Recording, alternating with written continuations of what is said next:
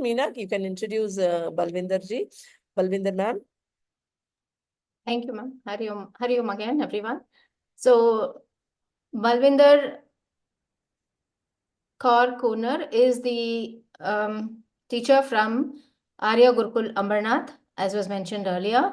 She is the primary coordinator there. She aspires to continually improve the quality of education by providing instructional leadership in innovative teaching. And she's conducive to learning and is also championing learner involvement. In her school, she creates a positive, supportive, and thriving learning environment in the school among the learners.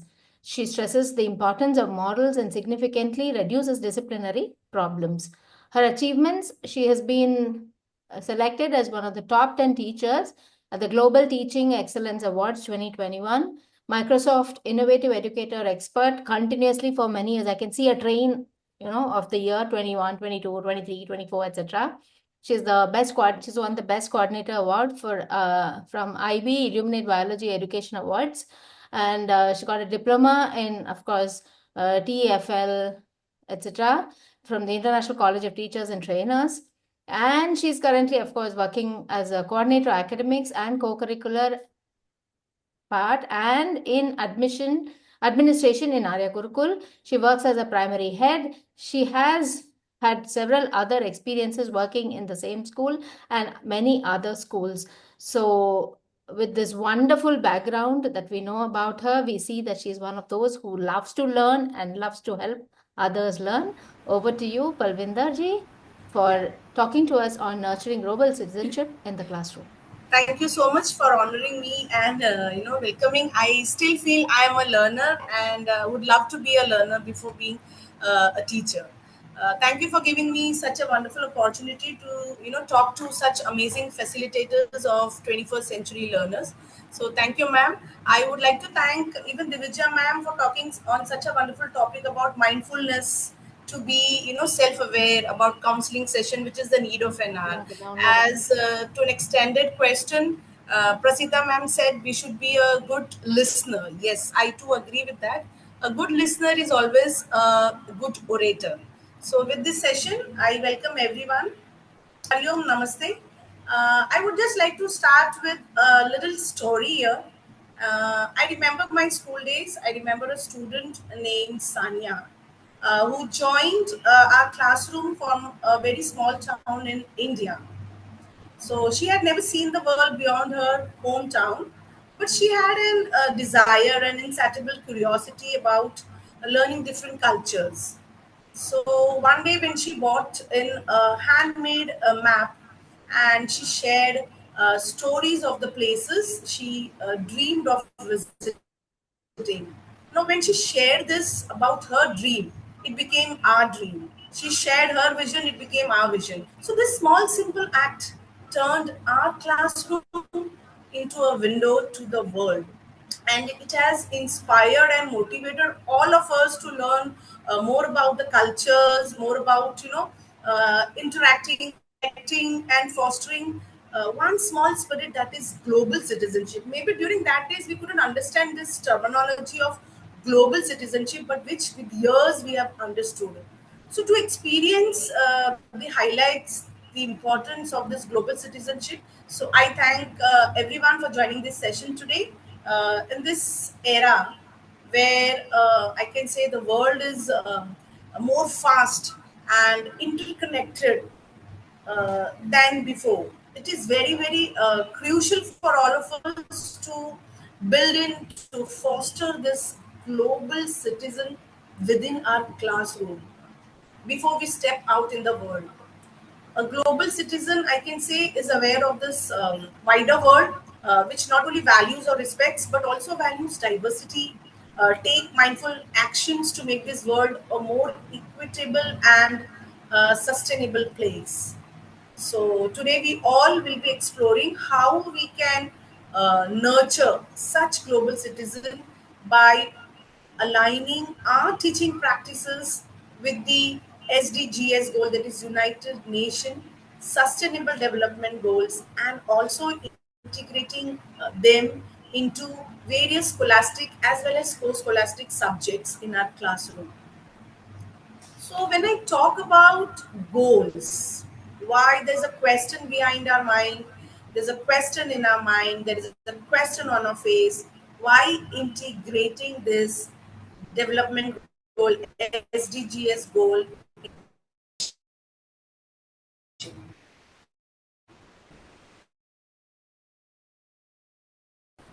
I when given a thought, even I thought why we have to integrate NEP 2020. So I thought when we integrate this into education, to care about global issues, I felt like I need to, share gender equality and sustainability, which is the need of an hour. When I look at the broader vision, it connects their learning to the real world problems, making our lessons more connected, more relevant, and also very engaging, which is very, very important. As we say, the TTT, teachers talking ratio should be very less, but more of involvement of students. It has to be more engaging. This approach, positive approach, also fosters critical thinking, which is very important for these citizens for this 21st century learners. Empathy, which is lost down the line. That is why we have vocational in our schools now, in all the schools. We have vocational subjects. We have Mastiki Pathshala where we make our children learn skills, right, apart from the academics. So this positive approach fosters critical thinking, empathy, and the skills which are needed to make a positive impact on the world. To achieve this, we need to focus on certain goals, and that will resonate with global citizenship, I can say. So let's delve into some key sustainable development goals and see how we can uh, integrate them in our teaching world where so many people go hungry. We have to make ending hunger one of our global goals. End hunger, achieve food security, and improve nutrition and promote sustainable agriculture. Yes. So when I was talking about hunger, so when I connect to this present scenario, I can say with rising food insecurity due to climate change and a lot of conflicts, teaching students about sustainable agriculture and food security is more relevant than ever. By engaging, by engaging them in local food drives. Nowadays, we have so many drives, we have so many marathons. Even the HR department has started with drives for having recruitment. So why not food drives? And community gardens, we have our school garden also. Many of the school have, we are also one of the pilot project for having eco green school. So let's have community gardens. Students can make tangible impact on their communities. So when I say integrating subjects, the quick thing I can think about is social studies. Student can actually research on global hunger issues. They can share their findings with the class. They can contribute. They can have group activities. They can participate in food drive to collect non-perishable items for local food banks, and thus they can contribute little to this the goal that is about zero hunger. So let's start within our classroom. Students can create a world map highlighting regions affected by hunger. They can do research, they can mark areas with the highest food insecurity rates, and they can present their findings in the class. We can have beautiful food waste challenge here, activity plan for students. Students can actually track food waste at home and also in their class, also during the break time. In the school cafeteria for maybe 1 week, and then you can, go to ahead with 15 days, 1 month. They can then come up with strategies to reduce food waste and share this simple, small, but very relevant and important ideas with the school community. So let's start within our classroom. Let's start within our own self. Let's understand the contribution of farmers, how they work, and how the food is brought in our plate. It's not about only eating, but also valuing and appreciating the food we eat for a daily, right? So moving ahead with the second goal, I thought when I talk about hunger, when I talk about many other things, I also think about one beautiful quote, that is, we need to reshape our own perception of how we view our own self. As we have to step up as women and take the lead. Even today's the panelist the sessions which we have taken are all women, and I'm so proud for that. So my next goal is gender equality. Achieve gender equality and empower all women and girls. No doubt they are into this. As I like go back, when I go back in 40s and 50s, I see there's a lot of change. Still, I expect complete equality. So achieve gender equality and empower all women and girls. So when I talk about gender equality, empowerment, talking, reshaping, perception, quickly I can connect to my present scenario is in the era of um, me Too. That is Me Too ongoing gender equality movements. It is very, very essential to educate students about the importance of gender equality. Yes, by understanding this historical context of promoting awareness, we can empower the next generation to challenge the stereotypes and advocate for equal rights. When I say this, the quick subject which I integrate is about my literature class. Students can read stories and stories about women rights movements. They can discuss the importance of gender equality. They can create posters, slogans, raise awareness about gender equality. We can have special assemblies on Ahilya Bai Holkar, Savitri Bai Phule, n number. We have so many inspiration. Mother Teresa. We have n number of inspiration to us. Why not we have special assemblies daily, a talk on women empowerment, right? We have n number of it. So every day, one simple talk of 5 minutes or 10 minutes in assembly can motivate each one of you in the assembly. When I think about activity, we can think about organizing a debate on gender equality issues. Students can do actually a research and present arguments on topics such as equal pay when they learn about equal sharing at home during their childhood. So topics such as equal pay, representation in leadership roles, we do give them in school. Small leadership, collecting log sheets, class monitors, row monitors, substitution monitors. So why not representing themselves a leadership roles? Accessing to education for girls. So we can also have posters competition like showcasing inspirational women from around the world, why not only India but around the world, and their contribution to the society. These posters can be displayed in the classroom, can be displayed in your notice board for a week, and children not only of secondary but primary people, your parents walking in school for n number of programs and events can actually go through it. You never know which poster, which word, can change the life of anyone on this planet. So I'll be also sharing a link in the chat box about this women empowerment by Chimananda Nagochi, who spoke about women empowerment. So next is about sustainable cities and communities. My goal 3. The As we say, future of our cities will determine the future of our world. Yes, very, very true. We have to make cities, we have to make a human settlement inclusive. Nowadays this is also in trend, inclusive, along with that safe, along with that resilient. Yes, we learn so many things from nature, right? We have to be resilient, we have to be always believe in giving and sustainable. So when I think about this, the quick the subject which I integrate is about science, because it talks about with rapid urbanization and environmental challenges what we face today.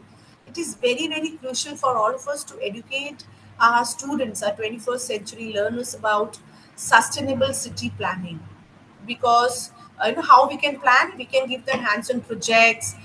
We can also envision and contribute in creating cities that are both resilient and sustainable.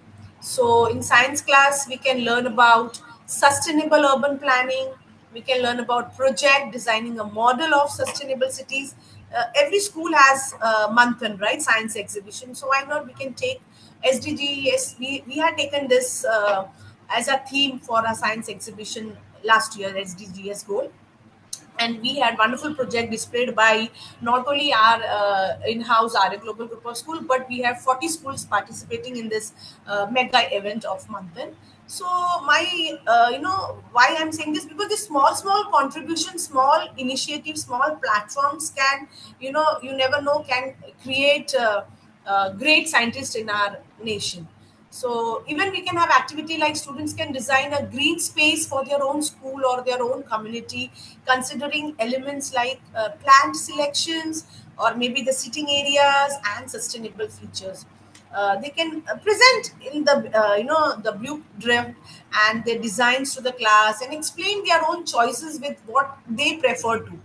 So even sustainable transportation is one activity where we can do research and present different transportation options like biking.